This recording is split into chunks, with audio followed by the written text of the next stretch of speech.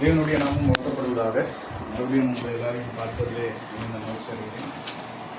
So எல்லாருமே அந்த spiritual enrichment ப்ரோக்ராமுக்கு தயாராகி கொண்டிருப்பீர்கள் என்று கர்த்தருக்குள்ளாக விசுவாசிக்கிறேன். ஸோ அதனால் நானும் ரொம்ப நேரம் எடுத்துக்க போகிறது கிடையாது. சீக்கிரமாக முடிஞ்ச அளவுக்கு நம்ம முடிச்சிடுவோம், சரியா? ஸோ தொடர்ந்து நம்ம எஸ்தர் புஸ்தகத்தை நாம் வாசித்து கொண்டிருக்கிறோம். ஸோ கடந்த முறை கிட்டத்தட்ட 5ஆம் அதிகாரம் வரைக்கும் நம்ம வாசித்தோம் இல்லையா? 5ஆம் அதிகாரம் முடிச்சிட்டோம். இன்றைக்கி நம்ம 6ஆம் அதிகாரத்தை பார்ப்பதற்கு முன்பதாக I want to give you a connection. ஏன்னா 6ஆம் அதிகாரம் நம்ம ஸ்ட்ரெயிட்டாக வாசித்தோம் அப்படின்னா சில விஷயங்கள் மிஸ் ஆகிடும். ஸோ அதனால் அதை லிங்க் பண்ணக்கூடிய சில வசனங்களை நம்ம வாசிப்போம். எஸ்தர் 2ஆம் அதிகாரம் எடுத்துக்கொள்ளுங்கள். 21வது வசனத்திலிருந்து 23வது வசனத்தை நாம் வாசிப்போம். அந்நாட்களில் மொர்தெகாய் ராஜாவின் அரண்மனை வாசலில் உட்கார்ந்திருக்கிற போது வாசல் காக்கிற ராஜாவின் 2 பிரதானிகளாகிய பிக்தானும் தேரேசும் வர்மும் வைத்து ராஜாவாகிய அகாஸ்வேருவின் மேல் கை போட வகை தேடினார்கள். இந்த காரியம் மொர்தெகாய்க்கு தெரிய வந்ததினால் அவன் அதை ராஜாத்தியாகிய எஸ்தருக்கு அறிவித்தான். எஸ்தர் மொர்தெகாயின் பேரால் அதை ராஜாவுக்கு சொன்னாள். அந்த காரியம் விசாரிக்கப்படுகிற போது அது மெய் என்று காணப்பட்டது. ஆகையால் அவர்கள் இருவரும் மரத்திலே தூக்கி போடப்பட்டார்கள். இது ராஜ சமூகத்திலே நாளாகம புஸ்தகத்திலே எழுதப்பட்டிருக்கிறது. ஸோ இந்த பகுதியை நம்ம வாசிக்கும்பொழுது 2 காவலாளிகள் இருக்கிறார்கள். அகாஸ்வேரு ராஜாவை எப்படியாவது கை போட வேண்டும் என்று சொன்னால் என்னவென்று சொன்னால் அவனை எப்படியாவது கொன்றுவிட வேண்டும் என்று திட்டமிடுகிறார்கள். அந்த செய்தி யாருக்கு தெரிகிறது? மொர்தெகாய்க்கு தெரிகிறது. மொர்தெகாய் எஸ்தர் இடத்துல சொல்லி அந்த விஷயம் கன்ஃபார்ம் பண்ணப்பட்டு அவர்களுக்கு தண்டனை கொடுக்கப்படுகிறது. அதுக்கப்புறம் இந்த காரியமானது எதில் எழுதப்படுகிறது? நடபடிகளில். 2 நாளாகம்லாம் கிடையாது. 2 நாளாகம் பைபிளில் இருக்குது. இது அந்த பெர்ஷியன் கிங்டமில் கிரானிக்கல்ஸ் அப்படின்னா ஒவ்வொரு நாளும் நடக்கக்கூடிய முக்கியமான சம்பவங்களை ரெக்கார்ட் பண்ணி வைக்கக்கூடிய புஸ்தகங்கள். ஸோ அதில் ராஜாவின் உயிரை காத்த மொர்தெகாய் என்று சொல்லி அவனுடைய பெயர் போட்டு எழுதி வைக்கிறார்கள்.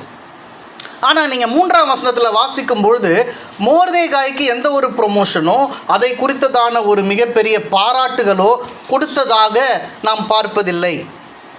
அதுக்கு மாறாக நம்ம ஒரு விஷயத்தை பார்ப்போம். ஹாமான் அவன் என்ன பண்ணுவான்? அவனை ப்ரமோட் பண்ணுவாங்க. 3ஆம் அதிகாரம் 1ஆம் வசனத்தில் நம்ம வாசிக்கும் பொழுது, சரியா? ஸோ இப்பொழுது நம்ம இந்த 6ஆம் அதிகாரத்துக்கு வந்து விடுவோம். ஸோ தட் இந்த சுச்சுவேஷனை நம்ம நல்லா புரிஞ்சுப்போம். ஸோ 2ஆம் அதிகாரத்திலேருந்து 6ஆம் அதிகாரத்துக்கு எவ்வளோ டிஃப்ரென்ஸ் இருக்குது? 3ஆம் அதிகாரம், 4ஆம் அதிகாரம், 5ஆம் அதிகாரம் டக்கு டக்குன்னு வாசிட்டு போயிடும் இல்லையா?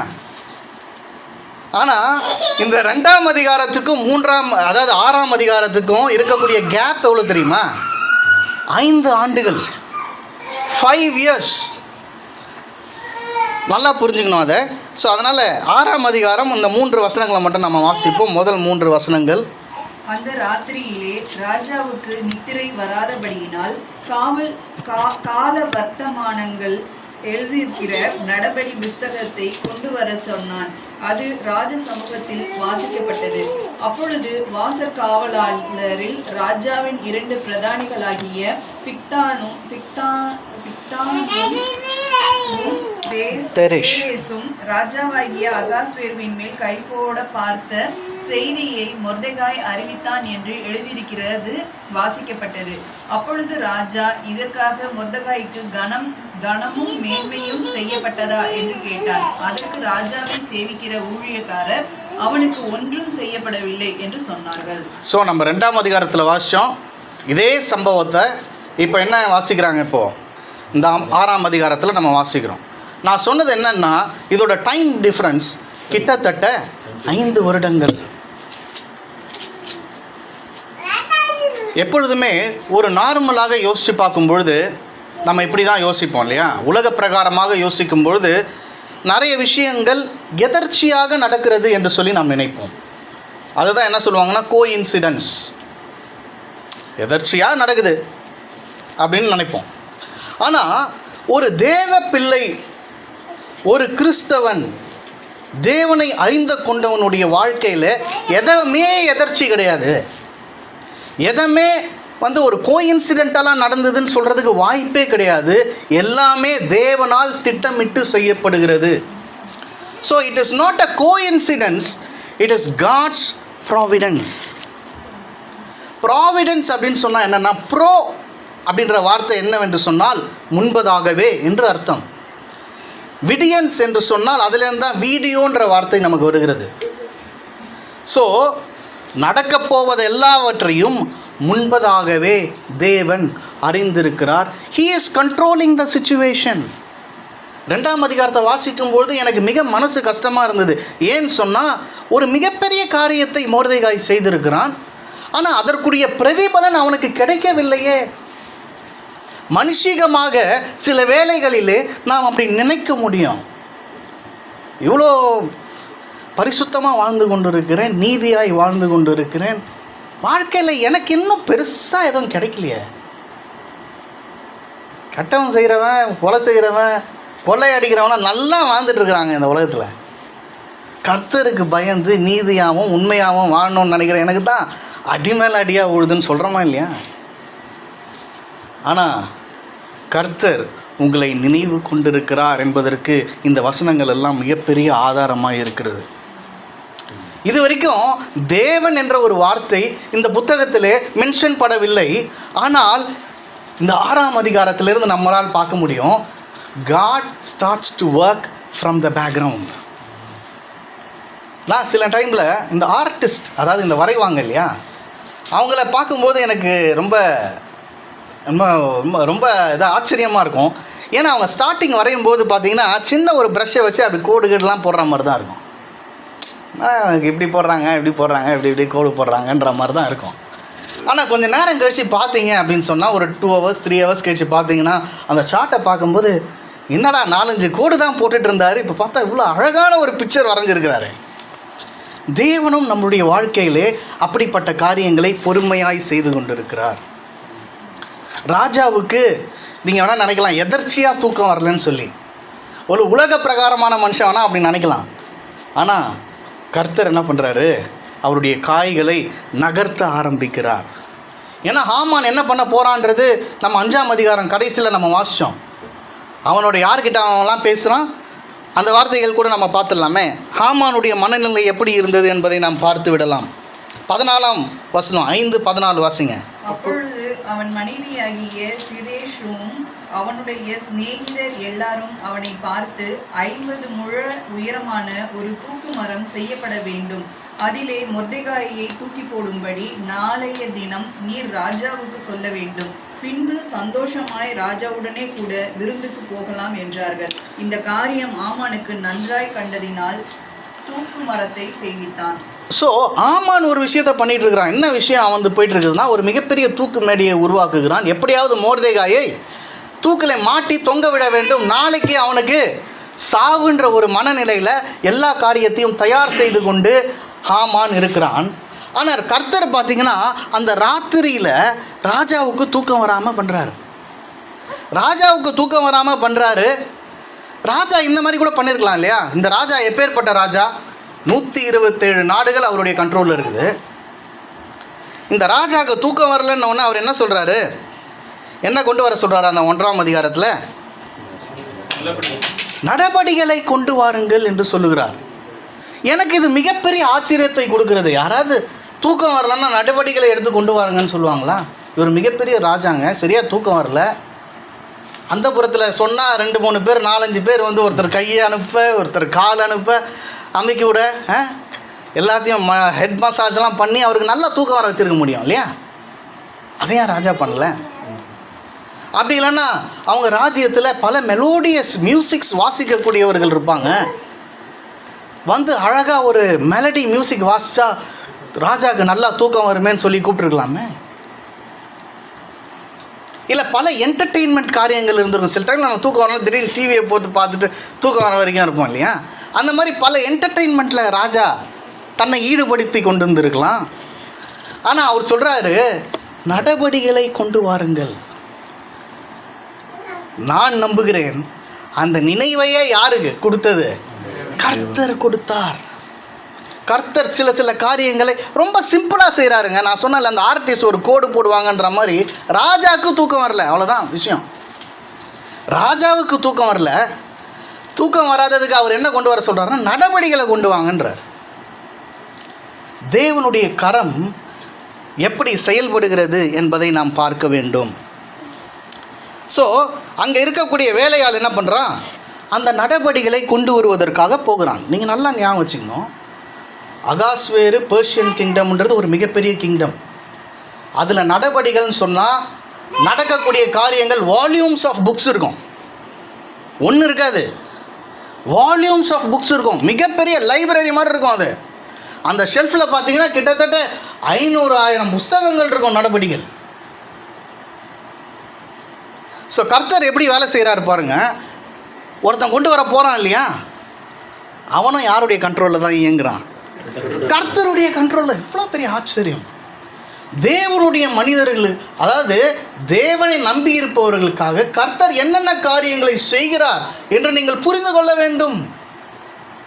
எல்லாம் எதர்ச்சியாக நடக்கலை. நம்மளுடைய வாழ்க்கையில் கர்த்தருடைய கட்டுப்பாட்டிலே எல்லாம் நடந்து கொண்டிருக்கிறது என்பதை நாம் புரிந்து கொள்ள வேண்டும். அவன் போய் என்ன பண்ணுறான், கரெக்டாக அந்த புக்கை எடுக்கிறான். மாற்றி கூட எடுத்துருந்துருக்கலாம் இல்லையா. we have a probability that he could have taken some other book where Mordecai matter is not there. ஆனால் கரெக்டாக அந்த புஸ்தகத்தை தான் எடுக்கிறான். உங்களுக்கே தெரியும், ஒரு புஸ்தகம்னா அதில் எத்தனை பேஜஸ் இருக்கும் இல்லையா, நிறைய பேஜஸ் இருக்கும் இல்லையா. ஒரு நாடகம்னு சொன்னால் மிகப்பெரிய பேஜஸ். ஆனால் அந்த வேலையால் கரெக்டாக எந்த பேஜை திறக்கிறான், மோர்தேகாயை பற்றி எழுதின மேட்டரோட பேஜை ஓப்பன் பண்ணுறாங்க. எவ்வளோ பெரிய ஆச்சரியம். இதெல்லாம் நம்மளால் யோசித்து பார்க்க முடியுமா? கர்த்தர் எப்பேற்பட்ட காரியங்களை அவர் செய்கிறார் என்பதை நாம் பார்க்க முடிகிறது. எவ்வளோ பேஜஸ் இருக்கும், நூற்றுக்கணக்கான பேஜ் இருந்திருக்கும். மேபி 1, 2, 3 அவன் படிச்சுட்டு மோர்தேகாய் மேட்ரு இல்லாமல் இருந்திருக்கலாம். ராஜா அதை கேட்டே அப்படியே தூங்கியிருக்கலாம். ஆனால் கரெக்டாக அந்த பேஜை தான் அவன் ஓப்பன் பண்ணுறான், அந்த மேட்ரை தான் அவன் படிக்கிறான். கர்த்தர் எவ்விதமாக செயல்படுகிறார் என்பதை நாம் இதில் நன்றாய் பார்க்க முடியும். ஸோ 3ஆம் வசனத்தை நம்ம வாசிப்போம் மறுபடியும். அப்பொழுது ராஜா, இதற்காக மொர்தெகாய்க்கு கனமும் மேன்மையும் செய்யப்பட்டதா என்று கேட்டார். Where is the honour or டிக்னிட்டின்னு கேட்குறார் ராஜா. ராஜா டோட்டலாக மறந்துட்டாருங்க எல்லாத்தையுமே. என்னுடைய உயிர் காக்கப்பட்டிருக்கிறது, என் உயிரை காத்த அந்த மோர்தெகாய்க்கு நான் என்ன செய்திருக்கிறேன் அப்படின்னும் போது அவன் சொல்கிறான், ஒன்றுமே இல்லை அப்படின்னு. ஒன்றுமே செய்யலை. நீங்கள் சில டைமில் நினைவூட்டுவதும் மறக்க செய்வதும் யார்? தெய்வம். இந்த பேட்டர்னை நம்ம டோட்டல் பிப்ளிக்கல் ஹிஸ்ட்ரியில் நம்ம பார்த்து கொண்டிருக்கிறோம். நமக்கு எல்லாருக்கும் நன்றாய் தெரியும், யோசேப்பின் கதை நன்றாய் அறிந்திருக்கிறோம். யோசேப்பை தூக்கி செய்யாத ஒரு தவறுக்காக தூக்கி ஜெயிலில் போடுறாங்க இல்லையா. ஜெயிலில் போடுறாங்க. அங்கே 2 பேர் வராங்க, ஒருத்தன் ரொட்டி சுடுறவன், ஒருத்தன் பான பாத்திரக்காரன். 2 பேருக்கும் ஒரு மிகப்பெரிய கனவு வருது. அந்த கனவுக்கு யோசேப்பு ஒரு விளக்கத்தை கொடுக்கிறான். அவன் சொல்கிறான், பான பாத்திரக்காரன் இந்த ஒரு 3 நாளில் நீ விடுதலை செய்யப்படுவாய். நீ முன்னாடி என்ன நிலைமையில் இருந்தையோ அதே நிலைமையில் இருந்து ராஜாவுக்கு சேவை செய்வா அப்படின்னு சொல்கிறான். அந்த ரொட்டி சுடுறவனோட விஷயம் என்ன ஆகும் போது, நீ மறிக்க போகிற, ராஜா உன்னை கொல்ல போகிறான் என்ற விஷயத்தை சொல்லுகிறான். இன்னொரு விஷயத்தையும் சொல்கிறான் அந்த பான பாத்திரக்காரங்கிட்ட, பார்வோன் இடத்துல போகும்பொழுது என்னை மறந்துடாத, என்ன தயவு செய்து மறந்துடாத. Where is the honour and dignity? That is the question of a godly man. கிட்டத்தட்ட 2 வருஷங்க மறந்துட்டான் அவன். யாரு மறக்க வச்சது? தெய்வம். சில டைமில் மறக்க வைக்கிறது நல்லதுங்க. கர்த்தர் நீங்கள் செய்கிற செயல்களுக்கு சில டைமில் பிரதிபலன் கிடைக்கலன்னு சொன்னால் நல்லது. சில டைமில் பிரதிபலன் கிடைச்சா ஏதோ ஒரு 5 or 10 தாங்க கிடைக்கும். எப்படி? கர்த்தர் அதில் இல்லைன்னா ஏதாவது ஒரு 5 or 10 கிடைக்கும், பார்த்து ஏதாவது செஞ்சு விட்டுறது. ஆனால் கர்த்தர் மிகப்பெரிய காரியங்களை செய்வார். ஏன் 2 வருஷம் அவன் ஞாபகம் வரலன்னா, கர்த்தர் யோசேப்புக்கு மிகப்பெரிய பதவியை வைத்திருந்தார். மேபி போன உடனே சொல்லியிருந்தா ஒரு கிஃப்ட்டோ இல்லை அவனை ரிலீஸோ பண்ணி அனுப்பிச்சி விட்ருக்கலாம். நான் எபிரேயன் ஊர்லேருந்து வந்துருந்தேன்ப்பா, சரி ஓகே நீ பண்ணதுக்கு உன்னை ரிலீஸ் பண்ணுறேன், நீ வீட்டுக்கு போய்ட்டுன்னு சொல்லியிருக்கலாம். ஆனால் கர்த்தர் 2 வருஷமாக மறக்க வச்சார். மறுபடியும் ராஜாவுக்கே ஒரு மிகப்பெரிய கனவு வருது, அதுக்கு விளக்கம் சொல்ல யாராலையும் முடியல. அப்போ தான் அவனுக்கு ஞாபகம் வருது, கர்த்தர் நினைவு கூட்டுகிறார். எல்லாத்தையும் கர்த்தர் தான் செய்கிறாரு. நம்ம சில டைமில் மனுஷங்க மேலே ரொம்ப கோச்சிக்கிறோம். நன்றி கேட்டால் ஆள் பந்தாள் எவ்வளோ பண்ண தெரியுமா, ஒரு நன்றி கூட இல்லை, எல்லாத்தையும் மறந்துட்டாருன்னு சொல்லுவோம் நம்ம. ஆனால் கர்த்தர் எல்லாவற்றையும் சேகரித்து வைத்து கொண்டிருக்கிறார். உங்களுக்கு அது மிகப்பெரிய, நீங்கள் எதிரே பார்க்காத ஒரு மிகப்பெரிய பதவியை கர்த்தர் உங்களுக்கு தருவதற்காக தான் இந்த காரியங்கள்லாம் செய்து கொண்டிருக்கிறார். மொர்தெகாய்க்கு ஒருவேளை அவன் செஞ்ச உடனே ராஜா ஏதாவது பண்ணியிருந்தா ஏதோ ஒரு 5-10 தான் கிடச்சிருக்கும், சாதாரண ஒன்று சன்மானம் கிடச்சிருக்கும், அவ்வளோதான். ஆனால் கர்த்தருடைய திட்டம் பெரியது. அவனுடைய தலையே காக்கப்பட போகிறது. அது மாத்திரம் இல்லை, கம்மிங் சாப்டர்ஸில் நம்ம வாசிக்கும்போது அவன் மிகப்பெரிய பதவிக்கு உயரப்போகிறான். அதற்கு தான் கர்த்தர் இதையெல்லாம் செய்து கொண்டிருக்கிறார். அந்த நேரம் வரைக்கும் நான் எப்படிங்க அப்ரோச் பண்ணுறது? யோசேப்புக்கு ஒரு 2 வருடம் ஃபுல் மறந்துட்டான், மிகப்பெரிய கஷ்டத்தில் இருந்திருப்பான் இல்லையா? அதே போல் மொர்தெகாய்க்கு நம்ம செஞ்சோம், ராஜாவுக்கு இவ்வளோ காரியங்கள் செஞ்சோம், ஒரு ரெகக்னேஷனும் இல்லை, கிட்டத்தட்ட 5 வருஷம் ஆகிப்போச்சு. How to face this situations? You have to focus on the lord. கர்த்தரை நோக்கி நாம் பார்க்க வேண்டும். என்னுடைய எல்லா நன்மைகளையும் அவர் சேகரித்து வைத்து கொண்டிருக்கிறார் என்பதை நாம் விசுவாசிக்க வேண்டும். தக்க நேரத்திலே எனக்கு ஆசீர்வாதங்களை அருள அவர் இருக்கிறார். ஏனென்று சொன்னால் அவர் நீதி உள்ள நியாயாதிபதி. அதற்காக தான் நீங்களும் நானும் அவரை பின்பற்றுவதற்காக, நீதியாய் வாழ்வதற்காக, பரிசுத்தமாய் வாழ்வதற்காக அழைக்கப்பட்டிருக்கிறோம். இந்த உலக சூழ்நிலைகளை பார்க்கும் பொழுது நம்ம எதற்கு நீதியாய் நடக்கணும், எதுக்கு நியாயமாக நடக்கணுன்றதெல்லாம் தோணும். ஏனென்று சொன்னால் அந்த உலகம் அப்படிப்பட்டது. ஏனென்று சொன்னால் இந்த உலகம் விழுந்து போன ஒரு உலகம். we have to stay focused.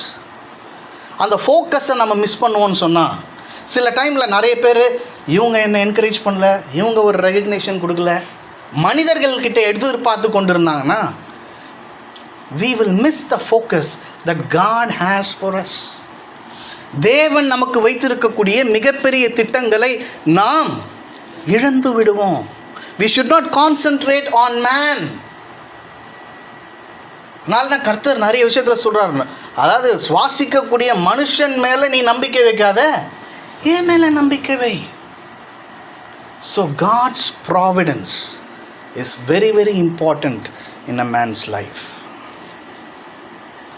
So தொடர்ந்து இன்னும் ஒரு 3 வசனங்களை நம்ம வாசிப்போம். 4, 5, 6 வசனங்களை வாசிப்போம். ஆமான் தான் செய்த தூக்கு மரத்திலே மொர்தெகாயை தூக்கி போட வேண்டும் என்று ராஜாவினிடத்தில் பேசும்படி ராஜா அரண்மனையின் வெளி முற்றத்திலே வந்திருந்தான்.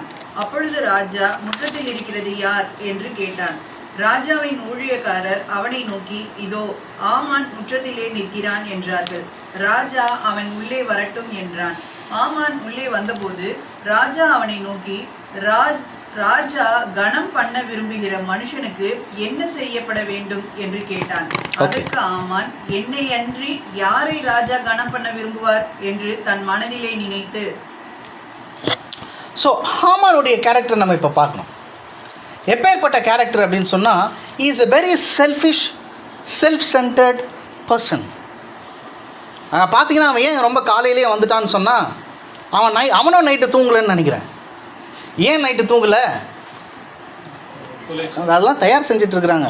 பெரிய அளவுக்கு போட்டு தூக்கு மடையில் மாட்டணும், அதெல்லாம் கட்டணும்ல, ஆளுங்களெல்லாம் வச்சு சூப்பர்வைசன் பண்ணணும். அதெல்லாம் நைட்டு ஃபுல்லாக உட்காந்து, ஏன்னா மனைவிலாம் சொல்லிட்டாங்க பெரிய தூக்கு ஒன்று கட்டுங்கன்னு. அதனால் டக்குன்னு ஆளுங்களெல்லாம் போட்டு சூப்பர்வைஸ் பண்ணி, நாளைக்கு எப்படா மொர்தெகாயை தொங்க விடலாம் அப்படின்னு சொல்லிட்டு சூப்பர்வைஸ் பண்ணிவிட்டு ரொம்ப அதிகாலையிலேயே வந்துடுறாரு. யார்? இவர் ஒரு பிளான் வச்சுன்னு வந்துடுறார். தேவனுடைய பிளான் வேறு, இவருடைய பிளான் வேறு. இவர் ஒரு பிளானை வச்சுக்கிட்டு அதிகாலையிலே வந்துடுறாரு. கரெக்டாக ராஜா கேட்குறாரு, யார் அங்கே அப்படின்றார். ஒருவேளை தூங்கிட்டு ஆமான் வராமல் இருந்திருந்தால் இந்த சந்தர்ப்பம் வேறு மாதிரி ஆயிருக்கும் அது. ஆனால் கரெக்டாக பாருங்கள், சரியான நேரத்தில் அவன் உள்ளே வரான். அப்புறம் ஹாமானுக்கு ஏன் இந்த ஒரு எண்ணம் வருகிறது என்று சொன்னால், ஏன் அதாவது ராஜா சொல்கிறாரு யாரையாவது நான் வந்து ஹானர் பண்ணோன்னு சொன்னால் எப்படி ஹானர் பண்ணோன்னு கேட்கும்போது அவன் என்ன நினைக்கிறான்னா, என்னை தவிர வேறு யார் கர்த்தர் ராஜா ஹானர் பண்ண போகிறாரு. That is the self centred personality. ஏன்னா இப்போ ராஜா எங்கே கூப்பிட்றாருன்னா அவனை பெட்ரூம்கே கூப்பிட்றாரு. நார்மலாக அந்த மாதிரிலாம் யாரும் ராஜாக்கள் கூட மாட்டாங்க. ஏன்னா இவர் சரியான தூக்கம் இல்லை, இப்போ தான் வாசிச்சுருக்கிறாங்க, காலையில் ஆகிப்போச்சு. அதனால் ராஜா ஹாமானை வந்து எங்கே கூப்பிட்றாரு, தன்னுடைய பெட்ரூம் சேம்பருக்கே கூப்பிட்டாரு. அப்படின்னா ரொம்ப க்ளோஸ் ஆனவங்கள தான் கூப்பிடுவாங்க பெட்ரூம் சேம்பர், சாதாரணமாலாம் வர முடியாது. அதனால் ஹாமான் என்ன நினச்சிட்டான், பெட்ரூம் சேம்பருக்கே ராஜா நம்மளை கூப்பிட்றாருன்னு சொன்னால் ராஜா வந்து நமக்கு இன்னும் பெருசாக செய்ய போகிறாரு. எப்படி பெருசாக செய்ய போகிறாரு, அவர் என்ன பெருசாக செய்ய போகிறாருன்றதை நம்ம பார்ப்போம் போகிறப்ப, சரியா? ஸோ பெருசாக செய்ய போகிறாருன்னு சொல்லி வந்து அவன் நிற்கிறான். என்ன தவிர ராஜாவுக்கு வேறு யார் இருக்கிறது, எனக்கு தான் எல்லாம் அப்படின்னு நினைக்கிறான். அந்த 7வது வசனத்தை வாசிங்க. ராஜாவை நோக்கி, ராஜா கனம் பண்ண விரும்புகிற மனுஷனுக்கு செய்ய வேண்டியது என்னவென்றால், கனம் பண்ணுகிற மனுஷனுக்கு செய்ய, வாட் அ வண்டர்ஃபுல் வேர்ட். இதை பற்றி கொஞ்சம் யோசிச்சு பார்த்துருக்கீங்களா? கனம் பண்ணக்கூடிய மனிதன். ஏன் மோர்தெகாய்ன்னு சொல்லிடலாமே, கதையே மாறி இருக்கும் இல்லையா? கர்த்தர் எப்படி கண்ட்ரோலில் வைக்கிறாருன்னு பாருங்கள். எல்லாத்தையும் வாயின் வார்த்தைகளை கூட கண்ட்ரோலில் வைக்கிறாரு கர்த்தர். கர்த்தருடைய அலவன்ஸ் இல்லாமல், அவருடைய பர்மிஷன் இல்லாமல் ஒரு வார்த்தை கூட வரல. ராஜாவுடைய வார்த்தை தேவனால் கட்டுப்பாடு பண்ணப்பட்டது. ஏன்னா எஸ்தருடைய வார்த்தைகளை கட்டுப்பாடு படுத்தினார் என்று 5ஆம் அதிகாரத்தில் வாசித்தோம். ஏன்னா அவள் போகிறா, ராஜாவை மீட் பண்ணி பொலன்னு கொட்டிகிட்டு இருக்கலாம். எல்லாத்தையும் டக்குன்னு சொல்கிறா, நான் ஒரு பந்து ஏற்பாடு பண்ணியிருக்கேன், வந்துருங்க அப்படின்றா. மேபி அவளுக்கே தெரிஞ்சிருக்காது அது. ஆனால் கர்த்தர் அதை கண்ட்ரோல் பண்ணுறாரு. எஸ்தரை மாத்திரம் கர்த்தர் கண்ட்ரோல் பண்ணல, ராஜாவையும் கண்ட்ரோல் பண்ணுறாரு. மோர்தெகாய்ன்னு சொல்லியிருக்கலாமே. எனக்கு மோர்தெகாய்ன்னு ஒருத்தன் நம்ம கேட்டில் உட்காந்துட்டு இருக்கிறானே, யூதன் ஒருத்தன், அவன் இந்த மாதிரி எனக்கு ஹெல்ப் பண்ணியிருக்கான், அவனுக்கு என்னென்ன பண்ணலான்னு கேட்டால் இவன் லிஸ்ட்டே வேறு மாதிரி கொடுத்துருப்பான். எப்படி லிஸ்ட்டே வேறு மாதிரி இருந்திருக்கும்.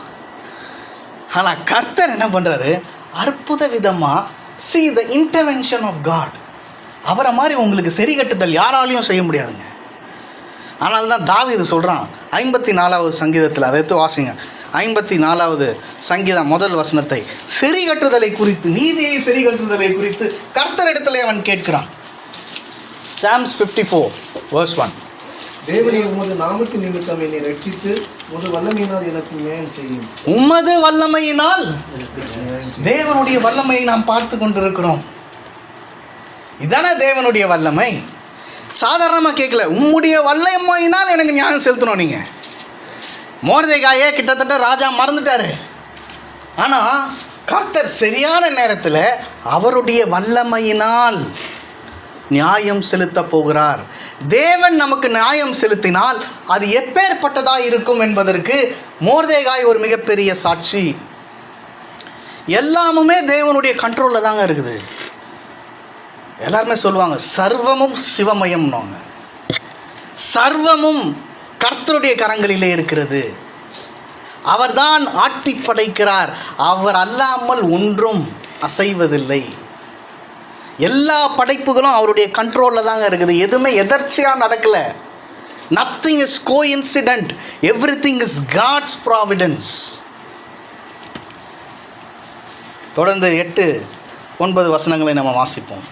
ராஜா உடுத்திக் கொள்ளுகிற ராஜ வஸ்திரமும் ராஜா ஏறுகிற குதிரையும் அவர் சிரசிலே தரிக்கப்படும் ராஜ முடியும் கொண்டு வரப்பட வேண்டும். அந்த வஸ்திரமும் குதிரையும் ராஜாவுடைய பிரதான பிரபுக்களில் ஒருவனுடைய கையிலே கொடுக்கப்பட வேண்டும். ராஜா கனம் பண்ண விரும்புகிற மனுஷனை அலங்கரித்த பின் அவனை குதிரையின் மேல் ஏற்றி நகர வீதியில் உலாவும்படி செய்து, ராஜா கனம் பண்ண விரும்புகிற மனுஷனுக்கு இப்படியே செய்யப்படும் என்று அவனுக்கு முன்பாக கூறப்பட வேண்டும் என்றான். இது ஒரு மிகப்பெரிய ஒரு காரியம். ஒரு நாள் முதல்வர் மாதிரி, இல்லை ஒரு நாள் பிரதம மந்திரி மாதிரி, ஒரு நாள் ராஜா மாதிரி. இது ஒரு மிகப்பெரிய அவார்டு. ராஜா என்ன பண்ணுறாரு, தான் யூஸ் பண்ண ட்ரெஸ்ஸை கொடுக்குறாரு, தான் ஓட்டின குதிரையை கொடுக்குறாரு.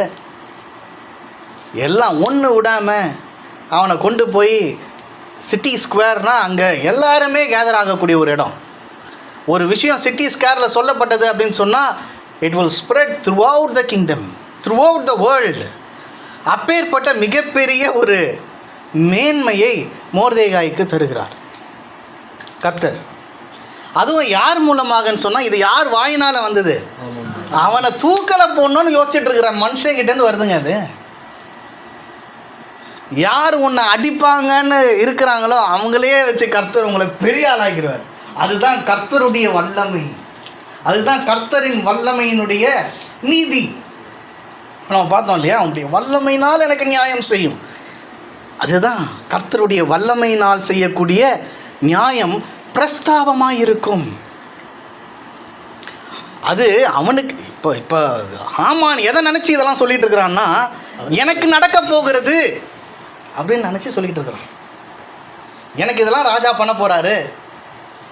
இப்போ அவன் செகண்ட் பிளேஸில் இருக்கிறான். ராஜாவுக்கு second place, is like a prime minister.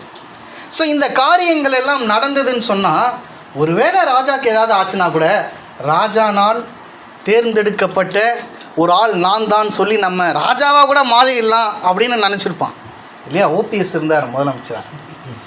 எப்போ பார்த்தாலும் இன்றைக்கி வரைக்கும் பேசிகிட்டு இருக்கிறார், அம்மாவினால் உண்டான முதலமைச்சர் நான் தானேங்க சொல்கிறாரா இல்லையா? இன்றைக்கு வரைக்கும் அதான் சொல்கிறார். இபிஎஸ்ஸை பார்த்து ஓபிஎஸ் பேசும்போது அம்மாவினால் தேர்ந்தெடுக்கப்பட்டு முதல்வராக ஆக்குனது நான் தான். அதே மாதிரி தான் ஆமான்னு சொல்லிடுவான். அகாஸ்வேரு ராஜாவுக்கு ஏதாவது ஒன்று ஆயிடுச்சுன்னா, அகாஸ்வேரு ராஜாவை என்ன தான் மேன்மைப்படுத்தினார், வேறு யாரையாவது மேன்மைப்படுத்தி இருக்கிறாரா? அப்போ நான் தான் ராஜா இந்த ராஜ்யத்துக்கு. ஏதாவது ஒன்று அவருக்கு ஆயிடுச்சுன்னா நம்ம போயிடலாம் அந்த கிங்டமுக்கு, அந்த பிளேஸை நம்ம எடுத்துக்கலாம்னு நினச்சிருப்பான். இதெல்லாமே யாருக்கு நடக்கிறது? அவன் எதெல்லாம் அவனுக்கு நடக்கணும்னு சொன்னானோ எல்லாமே மொர்தெகாய்க்கு நடக்கிறது. இன்னும் ஆள் ஷாக்காகல. ஷாக்கு 10வது வசனத்தில் இருக்கும். வசிங்க. அப்பொழுது ராஜா ஆமானை நோக்கி, சீக்கிரமாய் நீ சொன்னபடி வஸ்திரத்தையும் குதிரையையும் கொண்டு போய் ராஜ அரண்மனையின் வாசலில் உட்கார்ந்திருக்கிற யூதனாகிய மொர்தெகாய்க்கு அந்த பிரகாரம் செய். நீ சொன்ன எல்லாவற்றிலும் ஒன்றும் தவறாதபடி பார் என்றான். ஒன்றும் தவறாத. இப்பதான் பேரே வருது. கர்த்தர் எப்போ கண்ட்ரோல் பண்றாரு, எப்போ ரிலீஸ் பண்றாருன்னு தெரிஞ்சுக்கோங்க. என்ன நம்ம வாசிச்சோம், எந்த வசனத்தில் வாசிச்சோம்? ஒரு மனிதன்றார் 6வது வசனத்தில் இல்லையா? What shall be done for a man அப்படின்னு ஆரம்பிக்கிறார். கர்த்தர் கண்ட்ரோல் பண்ணுறாரு அவனுடைய வார்த்தையை, ராஜாவின் வார்த்தையை கண்ட்ரோல் பண்ணுறாரு. கண்ட்ரோல் பண்ணதை திறந்து விட்டார், டேமை திறந்து விட்டா மாதிரி 10வது வசனத்தில் ரிலீஸ் பண்ணிட்டாரு. என்னன்னு? மொர்தெகாய்ன்னு மட்டும் சொல்லலை, யூதன்ட்ட. ராஜாவே ஒரு விஷயத்த மறந்துட்டாரு. இந்த யூதர்களை சாவடிக்கிறதுக்காக தான் நம்ம முத்திரெல்லாம் போட்டு எல்லாம் ரெடி பண்ணியிருக்கிறோம் அப்படின்றதே மறந்துட்டார். அதான் சொல்கிறேன், மறக்க வைக்கிறதும் நினைப்பூட்டுவதும் யாருடைய வேலை? கர்த்தருடைய வேலை. இதை நாம் புரிந்து கொள்ள வேண்டும். இதை நம்மளுடைய வாழ்க்கையில் புரிந்து கொள்ளும்பொழுது நமக்கு ஒரு மிகப்பெரிய மனசமாதானம். எதை குறித்தும் நம்ம we will not be in distress. உலக பிரகாரமான மனிதர்கள் நிறைய பேருக்கு நல்லது செஞ்சுருப்பாங்க, அவங்களுக்கு பிரதிபலன் வரலைன்னா அதை நினைத்து வருத்தப்படுவாங்க. ஆனால் தேவனுடைய பிள்ளைகளுக்கு அவர் நமக்கு என்ன ஒரு பெரிய கான்ஃபிடன்ஸ் கொடுத்துருக்காருன்னா, அவன் பண்ணுறானோ இல்லையோ ஒன்றை நான் பிரஸ்தாபப்படுத்துவேன்றான். அது எவ்வளோ ஒரு மகிழ்ச்சியை தருது, எவ்வளோ ஒரு பீஸ்ஃபுல்னஸை தருது நம்மளுடைய வாழ்க்கையில். Maybe it could be in your office, it could be in your family, it could be in your society, எதா வேணா இருக்கலாம். It could be in your church, whatever it could be. But God is telling you today, I am வாட்சிங் you. I am writing everything in my book. One day I will lift you up. ஒரு நாள் நான் அதற்குரிய பிரதிபலன்களை உனக்கு நான் தருவேன். நீ அதை குறித்து கவலையே பட வேண்டாம். சரியான நேரத்திலே நான் அதை செய்வேன் என்று கர்த்தர் சொல்லுகிறார். ஸோ ஒரு மிகப்பெரிய ஆனர் கிடைக்குது. இந்த 10வது வசனத்தில் நம்ம வாசிக்கும்போது மொர்தெகாய் இந்த ஜூன்னும் போது ஆமானுக்கு எப்படி இருந்திருக்கும் யோசிச்சு பாருங்களேன். புதுசுன்னு ஆயிருக்கும் இல்லையா? என்னது ஒரு நிமிஷம் ஆள் ஆடிருப்பான், என்னது சொல்கிறீங்க அப்படின்னு. அவனுக்கு தலைலாம் நின்ன இடத்துல கிர்ன்னு சுற்றிருக்கும் 360 டிகிரியில் இல்லை? நம்பவே முடியலங்க. ஏங்க அவனை தூக்க போடலான்னு உங்ககிட்ட பர்மிஷன் கேட்க வந்த என்ன, அவனுக்கு மிகப்பெரிய பிரஸ்தாபத்தை என் கையாலேயே கொடுக்க வச்சுட்டீங்களே. இல்லையா? ஆண்டவராக இயேசு கிறிஸ்து சிலுவையில் வரும்பொழுது பிசாசு அப்படி தான் இருக்கான். கதையை மேட்ரை நான் முடிய போகிறேன், தூக்கி சிலுவையில் அடித்து எல்லாரையும் ஏவி விட்டு உங்கள் கதையை நான் முடிக்க போகிறேன்னும் போது கர்த்தர் என்ன பண்ணுறாரு? எல்லா நாமத்திற்கும் மேலான நாமம். 3 நாள் இட் வாஸ் அ டைம். யோசேப்புக்கு 2 வருஷம் டைம், மோர்தேகாய்க்கு 5 வருஷம் டைம், ஆண்டவராகிய இயேசு கிறிஸ்துக்கு 3 நாள் time. Everything is in his control. 3 நாள் முடிய கர்த்தர் ஜீவனுள்ள தேவனாய், மரணமே உன் கூரெங்கே, பாதாளமே உன் ஜெயம் எங்கே, இதுவரைக்கும் யாராலும் செய்யக்கூடாத ஒரு காரியத்தை ஆண்டவராகிய இயேசு கிறிஸ்துவின் மூலம் தேவாதி தேவன் செய்தார். அது நிமித்தமாக அந்த ரட்சிப்பெல்லாம் மனித குலத்திற்கே வந்தது. பிசாசு என்ன நினைக்கிறான்? எப்படியாவது இந்த மனித குலத்தை அழித்து ஒழித்து விட வேண்டும். அதனால தான் உங்ககிட்ட எப்பயுமே நான் அந்த கொஸ்டின் கேட்பேன். பிசாசு யாருக்கு எனிமி? மனுஷனுக்கா கடவுளுக்கா? மனுஷன். Because he is a created being. கர்த்தரால் தான் படைக்கப்பட்டவன். சகல படைப்பும் அவராலே அன்றி அசைய முடியாது. அந்த அமைப்பே அப்படி தான். சில டைமில் நம்ம நினச்சிக்கிறோம் பிசாசு கடவுளுக்கு எதிரின்னு. Is not equivalent to God. எதுலேயுமே ஈக்குவலைஸ் பண்ண முடியாது. நமக்கு தான் அவன் எதிரி. நம்மளை எப்படியாவது வீழ்த்தணும். ஏன்னா தேவன் நம் மீது அவ்வளோ பிரியமாக இருக்கிறார். நம்மளை தான் ரட்சிக்கணும்னு ட்ரை பண்ணுறாரு. அந்த குரூப்பை ரட்சிக்கணும்னு ட்ரை பண்ணவே இல்லை. பிசாசு பாவம் செஞ்சான், அவன் அப்படியே கீழே தள்ளப்பட்டான். ஆனால் அவனை மீட்கணும்னு தேவன் ஒரு மிகப்பெரிய பிளானை வைக்கல. ஆனால் நம்மளை நேசித்தார். அதனால தான் அவன் நம்மளை அட்டாக் பண்ணுறான். ஏன்னா அவனுக்கு தெரியுது, இங்கே சுவிட்ச் போட்டால் அங்கே லைட் எரியுதுன்னு தெரியுது. இவனை தொட்டால் அவருக்கு கோபம் வருதுன்னு தெரியுது. அதனால தான் நம்மக்கிட்ட எல்லா வேலைகளையும் காட்டிக்கிட்டு இருக்கிறான். ஏன் அப்படி காட்டுறான் அப்படின்னு சொன்னால், இஸ் குவைட் எக்ஸ்பீரியன்ஸ்டு கை. எப்படி நம்ம நிறைய பேர் சொல்லுவோம் இல்லையா, தொழிலில் 40 வருஷம் எக்ஸ்பீரியன்ஸ், 50 வருஷம் எக்ஸ்பீரியன்ஸ், எனக்கு எல்லாமே தெரியும். இந்த ஆள் எப்படிப்பட்ட எக்ஸ்பீரியன்ஸ்? 5000 வருஷம் எக்ஸ்பீரியன்ஸ். கேள்விப்பட்டதே கிடையாது. 5000 இயர்ஸ் எக்ஸ்பீரியன்ஸ் பிசாசுன்றவன். ஏன்னா ஆதாம் ஏவாலேருந்து பார்த்துருக்கான்ல, முதல் மனுஷன்லேருந்து பார்த்துருக்கான். என்ன ரூட்டில் போகுது இது, இந்த மனிதன் எதில் விழும், எதில் இவனுங்களெல்லாம் காலி பண்ணலாம் அப்படின்றதுல அவன் ரொம்ப தேர்ந்த ஆள். ஏன்னா 5000 வருஷம் எல்லாத்தையும் பண்ணியிருக்கான் அவன் இல்லையா. நோவா காலகட்டத்தில் மனித குலத்தையே அழிக்கணுன்ற அளவுக்குலாம் கொண்டு வந்துட்டான். அதுக்கப்புறம் மறுபடியும் அது நிமித்தமாக மீட்பு வருகிறது. இதெல்லாம் போகிறத பார்க்கும்போது எப்படியாவது காலி பண்ணிடணும் அப்படின்னு நினைக்கிறான். இந்த ஆமானுடைய கேரக்டர் அப்படிப்பட்ட கேரக்டர் தான். மோர்தேகாயை காலி பண்ணுன்றதுக்காக வரான். ஆனால் தேவனாகிய கர்த்தர் ஒரு மிகப்பெரிய பிரஸ்தாபத்தை அங்கே தருகிறார். ஸோ நம்ம 11-12 வசனங்களை நம்ம வாசிப்போம். அப்படியே ஆமான் வஸ்திரத்தையும் குதிரையையும் கொண்டு போய் மொர்தெகாயை அலங்கரித்து அவனை குதிரையின் மேல் ஏற்றி நகர வீதியில் உலாவும்படி செய்து, ராஜா கனம் பண்ண விரும்புகிற மனுஷனுக்கு இப்படியே செய்யப்படும் என்று அவனுக்கு முன்பாக கூறினான். பின்பு மொர்தெகாய் ராஜாவின் அரண்மனை வாசலுக்கு திரும்பி வந்தான். ஆமானோவென்றால் சஞ்சலப்பட்டு முக்காடிட்டு கொண்டு தன் வீட்டுக்கு தீவிரித்து போனான். Excellent character of Mordecai. இதில் பார்த்தீங்கன்னா மோர்தெகாயினுடைய ஒரு கேரக்டரை நம்ம மிஸ் பண்ணிடக்கூடாது. அவன் என்ன பண்ணுறான்? மிகப்பெரிய மேன்மை, மிகப்பெரிய யாருக்கும் கிடைக்காத ஒரு நாள் ராஜா, அந்த நாட்டுக்கே அந்த அளவுக்கு மிகப்பெரிய ஒரு மேன்மையும் பிரஸ்தாபமும் கிடைச்சிது. அவன் என்ன பண்ணுறான்? அது முடித்த பிறகு he is back to his duty. நான் யார் தெரியுமா, அடுத்தது அவங்க டீமில் நான் யார் தெரியுமா, பார்த்ததில்ல எனக்கு என்ன பண்ணாங்கன்னு அப்படின்னு ஏதாவது பண்ணுறதாக நம்ம எதாவது பார்க்குறோமா? No, he is back to King's Gate, back on duty. அப்படிப்பட்ட ஒரு மனிதனை தான் தேவன் தேடுகிறார். அப்படிப்பட்ட தாழ்மை உள்ள மனிதனை தான் கர்த்தர் என்ன பண்ணுவார்? உயர்த்துவார். அந்த அதர் டைம் இந்த ஹாமானை பார்க்கும்போது ஒன்றும் நடக்காத முன்னமே அவன் என்ன பண்ணுறான்? உச்சத்தில் ஆடுறான், பெருமையினாலே ஆடுறான். ஆனால் ஆமானை, அதாவது மோர்தெகாயை போல் நாம் இருக்க வேண்டும். அதான் ஆண்டவராக இயேசு கிறிஸ்து ஊழியம் செய்து கொண்டு இருக்கும்பொழுது அதுக்கு முன்பதாக வந்தவர் தான் யோவான் ஸ்நானகன்.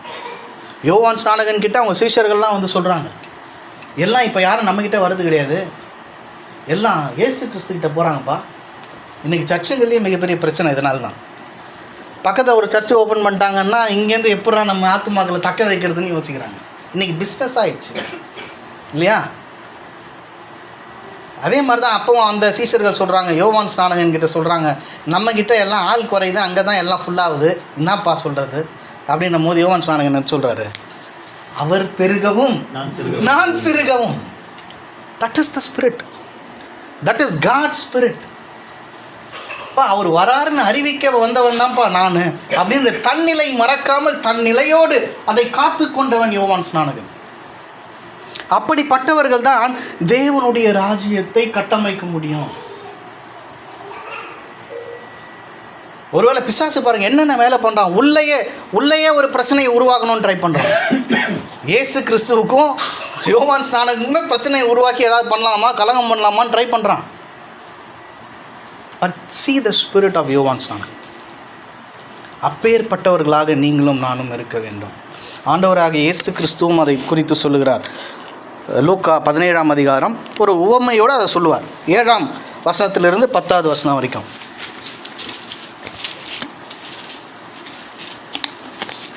உங்களில் ஒருவனுடைய ஊழியக்காரன் உழுது அல்லது மந்தை மேய்த்து வயலில் இருந்து வரும்போது எஜமான் அவனை நோக்கி, நீ முன்பு போய் சாப்பிட்டு வா என்று அவனுக்கு சொல்வானோ? நீ எனக்கு சாப்பாடு ஆயத்தம் பண்ணி அறை கட்டி கொண்டு நான் போஜனபானம் பண்ணும் அளவும் எனக்கு ஊழியம் செய், அதற்கு பின் நீ புசித்து குடிக்கலாம் என்று அவனுக்கு சொல்வான் அல்லவா? தான் கட்டளையிட்டவைகளை அந்த வேலைக்காரன் செய்ததற்காக அவனுக்கு உபச்சாரம் செய்வானோ? அப்படி செய்ய மாட்டானே. அப்படியே நீங்களும் உங்கள் கட்டளையிடப்பட்ட யாவற்றையும் செய்த பின்பு, நாங்கள் அப்பிரயோஜனமான ஊழியக்காரர், செய்ய வேண்டிய கடமையை மாத்திரம் செய்தோம் என்று சொல்லுங்கள் என்றார். That is the spirit. ஆண்டவராக இயேசு கிறிஸ்து சொல்கிறார், ஊழியம் செய்கிற நீங்கள் நான் எப்பேற்பட்ட ஊழியம் பண்ணியிருக்கேன்னு தெரியுமா அப்படின்லாம் பேசுறதுக்கு வாய்ப்பே கிடையாதுப்பா. போஸ்ட் அடிச்சுலாம் ஒட்ட முடியாது. நான் இத்தனை நாள் உபதேசம் பண்ணேன், இங்கே வாங்க, நான் எவ்வளோ பெரிய ஆள் தெரியுமா, நான் என்ன கார் வச்சுருக்கேன் தெரியுமா. அவர் போட்டு வர கோட் ஷூட்லலாம் வச்சு மரியாதைலாம் பார்க்குறாரு. கர்த்தர் சொல்கிறாரு, உனக்கு கொடுத்த வேலையை செஞ்சுட்டு நீ கம்முன்னு இரு அப்படின்றார். எப்படி? கொடுத்த வேலையை செய்துவிட்டு திஸ் இஸ் மை டியூட்டி, அதற்காகத்தான் நம்மை தெரிந்து கொண்டு இருக்கிறார். அந்த ஸ்பிரிட்டோடு இருக்கணும். நான் யார் தெரியுமான்லாம் சொல்ல முடியாது. நான் யார் தெரியுமான்னு சொன்னவங்களோட கதைலாம் என்ன ஆச்சுன்னு நமக்கு தெரியும்ல வேத வசனங்களில். பார்வோன் நான் யார் தெரியுமான்னு தான் நினச்சான். மோசே போய் நிற்கும்போது ஜனங்களை விட்டுருங்கன்னும் போது ஜனங்களை அவன் விட்டுறான். அதுக்கப்புறம் அவனுடைய மனம் மாறுகிறது. அவனுடைய நிலை என்ன ஆகிறது? கடலில் அழிந்து போகிறான். அதே போல் நேபுகாத்நேசார் அவன் சொல்கிறான், பாபிலோன சாம்ராஜ்யத்தை நான் எப்படி பண்ணிட்டேன் தெரியுமா, இதெல்லாம் என்னுடைய கரங்களால் உருவானதுன்றான். கர்த்தர் சொல்கிறாரு, 7 வருஷம் நீ புல்லை தின்னக்கூடிய மாடாகி இருப்பாய். புல்லை தான் தின்னாகணும். நான் யார் தெரியுமான்னு சொன்னால் இந்த நிலைமை தான். சவுல் பவுலாய் மாறினார் இல்லையா, அவர் உண்மைதான வாழ்க்கை. எப்படின்னா, தேவனுக்காக நான் மிகப்பெரிய வைராக்கியமாக இருக்கிறேன் என்று சொல்லி தேவ மனங்களையும் தேவ மக்களையும் சபைகளையும் அவன் கொன்று குவிக்கிறான். On the way to Damascus அவனுடைய பார்வை குறுகின உடனே he becomes helpless. கடைசியாக சொல்லணும்னா இதுக்கு எல்லாத்துக்கும் காரணகர்த்தா பிசாசு. தேவனுக்கு மேலாய் என்னுடைய ராஜ்யத்தை நான் உயர்த்துவேன் அப்படின்னு சொல்கிறான். ஆண்டவராகிய இயேசு கிறிஸ்து அவனை குறித்து சொல்லும் போது என்ன சொல்கிறாரு? ஒரு எரிக்கல் விழுவதைப் போல அவன் விழுவதை நான் பார்த்தேன் அப்படின்றாரு சீஷர்கள் இடத்துல. So it is a fall. The pride comes before fall. விழுவதற்கு முன்பதாக வரக்கூடியது தான் என்னது? பெருமை. ஆனால் தாழ்மை உள்ளவனை கர்த்தர் நோக்கி பார்க்கிறார். அவனுக்காக தான் இருக்கிறார். ஏனென்று சொன்னால் தன்னுடைய குமாரனே அப்படிப்பட்டவராக இருந்தார், தாழ்மையின் கோலமாக இருந்தார். அந்த தாழ்மையை பார்க்கும்போது காட்ஸ் ரிஃப்ளெக்ஷனாக அந்த மனிதனுடைய வாழ்க்கையில் கர்த்தர் பார்க்கிறார். ஆனால் தான் அவனை உயர்த்துகிறார். ஸோ கடைசியாக இன்னும் 2 வசனங்கள் இருக்கிறது, அதை வாசிடுவோம். So that we can wind up with chapter 6.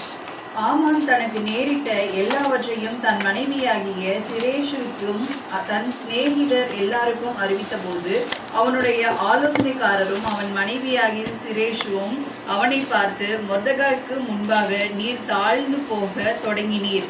அவன் யூத குலமானால் நீர் அவனை மேற்கொள்ளாமல் அவனுக்கு முன்பாக தாழ்ந்து போவது நிச்சயம் என்றார்கள்.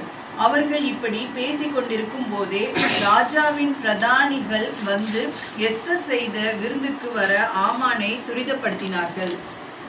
ஸோ இந்த வார்த்தையில் நம்ம வாசிக்கும் பொழுது மறுபடியும் ஒரு ஆலோசனை அவனுடைய குடும்பத்திலே கொடுக்கப்படுகிறது. ஆனால் there is no time now. ஏன்னா எஸ்தர் ஆல்ரெடி ஒரு மிகப்பெரிய ஒரு பந்தியை ஏற்பாடு பண்ணியாச்சு. அந்த பந்தி கிட்டத்தட்ட ஒரு டெத் நோட்டீஸ் ஃபார் ஆமான் இல்லையா? அவனுக்கே தெரியாது பாவம். சரி, ராஜாவோடையும் ராணியோடையும் சரி சாப்பிட்டுட்டு நம்ம புதுசாக யோசிப்போம்னு நினச்சி போயிருப்பான்னு நினைக்கிறேன். யோசிக்கிறதுக்கு டைமே இல்லை. அவனுடைய மரண சாசனம் எழுதப்படக்கூடிய ஒரு இடமாக அந்த பந்தி அமைந்தது.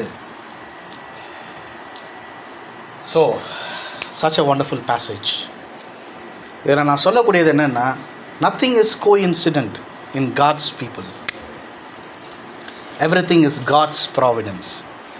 தேவனுடைய எல்லாமே முன் தீர்மானிக்கப்பட்டது தான், நியமிக்கப்பட்டது தான் நம்மளுடைய வாழ்க்கையில் நடந்து கொண்டிருக்கிறது. எதுவும் எதர்ச்சியாய் நடக்கவில்லை என்பதை தேவ பிள்ளைகள் புரிந்து கொள்ள வேண்டும். நிறைய பேர் சொல்லுவாங்க பெஸ்ட் ஆஃப் லக். எக்ஸாம் எழுத போனால் பெஸ்ட் ஆஃப் லக். லக்குன்றது ஒன்று கிறிஸ்துவ வாழ்க்கையில் கிடையாதுங்க. மேபி இந்த உலகத்தார் சொல்லலாம் பெஸ்ட் ஆஃப் லக். லக் இல்லைங்க, எனக்கு ஜஸ்ட் மிஸ்ஸுங்க. நமக்கு லக்கெல்லாம் கிடையாது. தேவனுடைய முன்குறித்தலும் அவருடைய தீர்மானங்களும் நம்முடைய வாழ்க்கையிலே நிறைவேறுகிறது. அவ்வளோதான். அது நமக்கு ஒரு மிகப்பெரிய ஒரு ஆறுதலை நமக்கு தருகிறது. கடந்த முறை லாஸ்ட் டைம் நான் மெசேஜ் கொடுக்கும்போது ஒரு கொஷின் மட்டும் நீங்கள் கேட்டிருந்தீங்க. ஆண்டவராகிய இயேசு கிறிஸ்து சிலுவையிலே பாடுகள் பட்டால் பிசாசினுடைய தலை நசுக்கப்படும் என்பதை அதை பிசாசு அறிந்திருக்கிறானா இல்லையா? நான் சொல்லும்போது சொன்னேன், அவன் அதை அறியவில்லை, அது அவனுக்கு தெரியாதுன்னு சொன்னேன். ஸோ எது நிமித்தமாக அவன் அறிந்திருக்கலாம் என்று நீங்கள் நினைப்பதற்கு காரணங்கள் மேபி ஒரு 2-3 காரணங்கள் இருந்திருக்கலாம். ஒன்று, ஆண்டவராகிய இயேசு கிறிஸ்துவை அந்த மலையில் அவன் சந்திக்கும்போது வேத வசனங்களால் தாக்குகிறான் இல்லையா? இந்த மாதிரி எழுதியிருக்கிறது. சங்கீதம் 91 கோட் பண்ணி சொல்கிறான், 11-12 கோட் பண்ணி சொல்கிறான். அதை வேணால் நம்ம வாசிப்போம். மேபி நீங்கள் அதனால் நினைக்கலாம் அவனுக்கு வேதம் ரொம்ப நல்லா தெரியும், பைபிளில் இருக்கிற எல்லா மேட்டரும் அவனுக்கு தெரியும், அதனால் இதுவும் தெரிஞ்சிருக்கிறதுக்கு வாய்ப்பு இருக்குன்னு வேணால் நீங்கள் நினைக்கலாம். உன் வழிகள் எல்லாம் உன்னை காக்கும்படி உனக்காக தம்முடைய தூதர்களை கட்டளையிடுவார். உன் பாதம் கலில் இடாதபடிக்கு அவர்கள் உன்னை தங்கள் கைகளில் ஏந்தி கொண்டு போவார்கள். ஸோ இதெல்லாம் சொன்னதுலேருந்து அவனும் பைபிளை ரொம்ப நல்லா படிச்சிருக்கான் போல இருக்கு. கலைஞர் கருணாநிதி கூட பைபிளை ரொம்ப நல்லா படிப்பாராம். அவர் ரட்சிக்கப்பட்டவரா இல்லையான்னு நமக்கு எப்படி தெரியும்? ஏன்னா வேத வசனங்கள் எல்லாம் தேவ ஆவியினால் அருளப்பட்டிருக்கிறது. தேவ ஆவி உங்களுக்குள்ளே இருக்கும் பொழுது தான் அதை பகுத்து ஆராய முடியும். கர்த்தர் என்ன திட்டங்களை வைத்திருக்கிறார் என்பதை நீங்கள் புரிந்து கொள்ள முடியும். பிசாசுனுடைய அவன் தேவ ஆவியினால் அருளப்பட்ட தேவ ஆவி அவனுக்குள்ளாக வாசம் செய்தான் கிடையாது. அவன் தள்ளப்பட்டு விட்டான். மேபி அவன் வார்த்தைகளோடு விளையாடுவானே தவிர, எப்படி ஒரு கத்தியை வச்சு ஒரு ஆப்ரேஷனும் பண்ணலாங்க. ஒரு கத்தியை வச்சு ஒருத்தனை போட்டும் தள்ளலாம். 2 விஷயமும் பண்ணலாம். 2த்துக்காக உபயோகப்படுத்தப்படுகிறது. ஆனால் இவன் எதுக்காக அதை எடுப்பான்னா, எல்லாரையும் கொலை பண்ணுறதுக்கு தான் எடுப்பான்.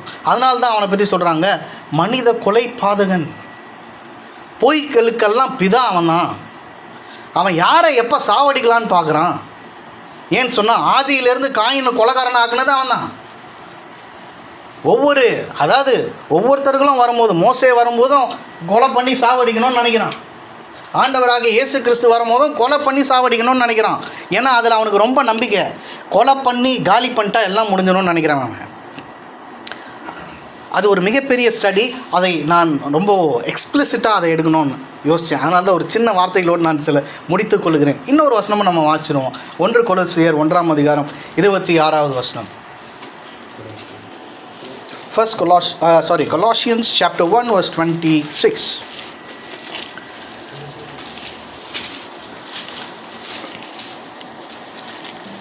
கொலோசியர் 1:20. உங்கள் பொருட்டு தேவனால் எனக்கு அளிக்கப்பட்ட உத்தியோகத்தின்படியே நான் அந்த சபைக்கு ஊழியக்காரனானேன்.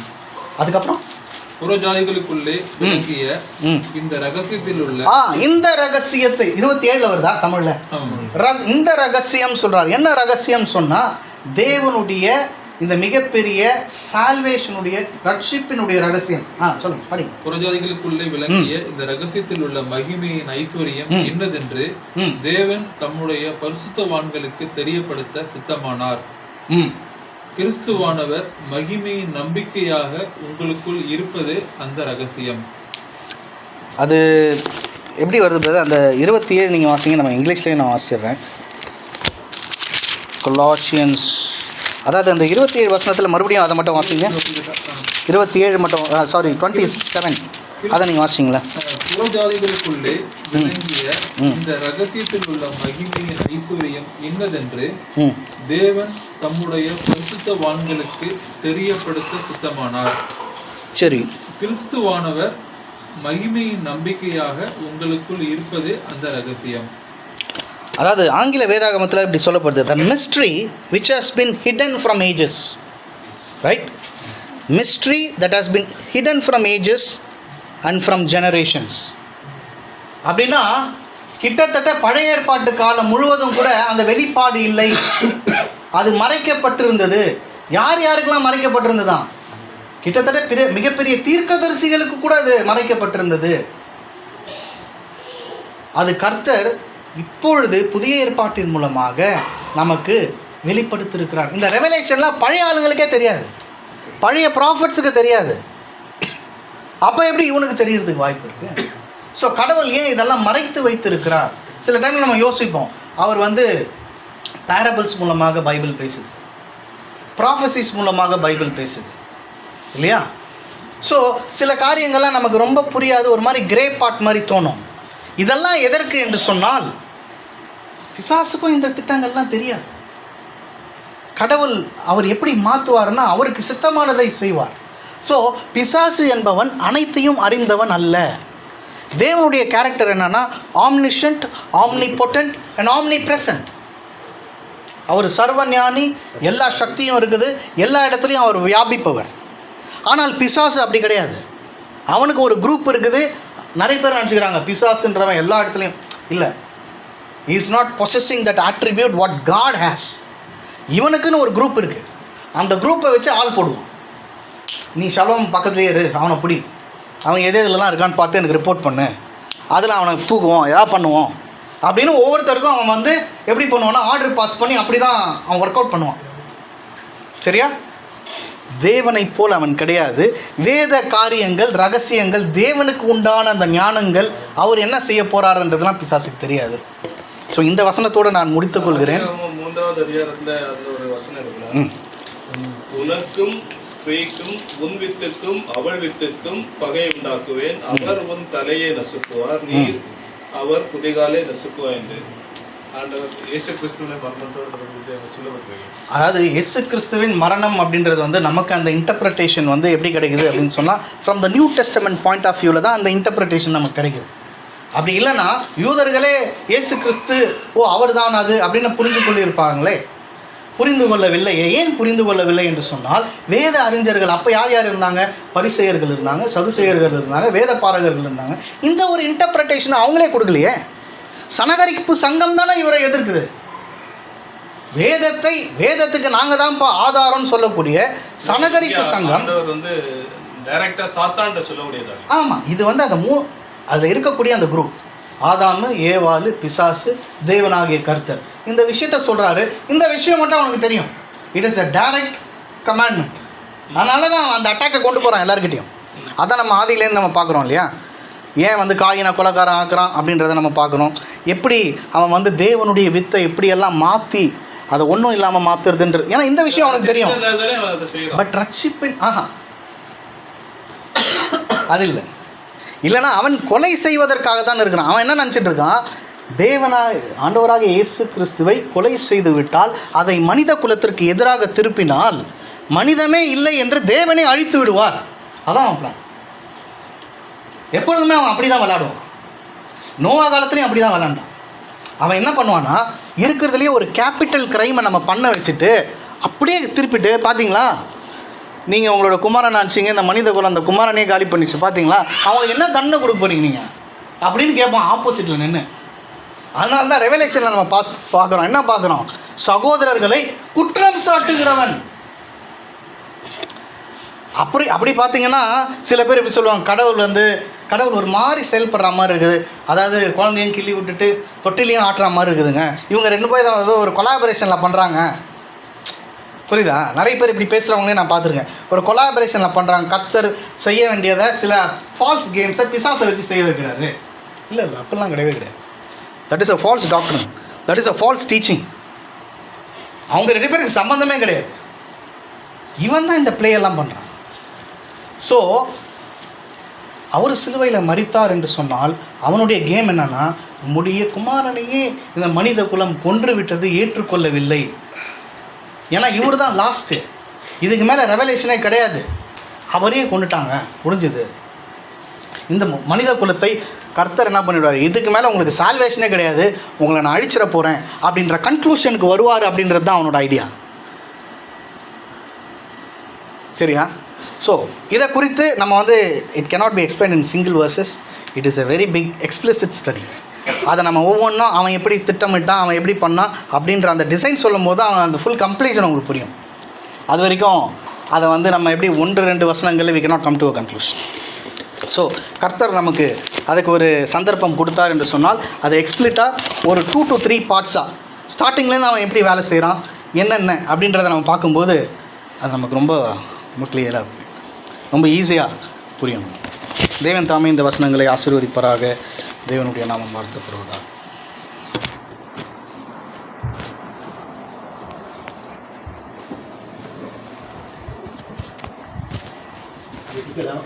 கிருபையாய்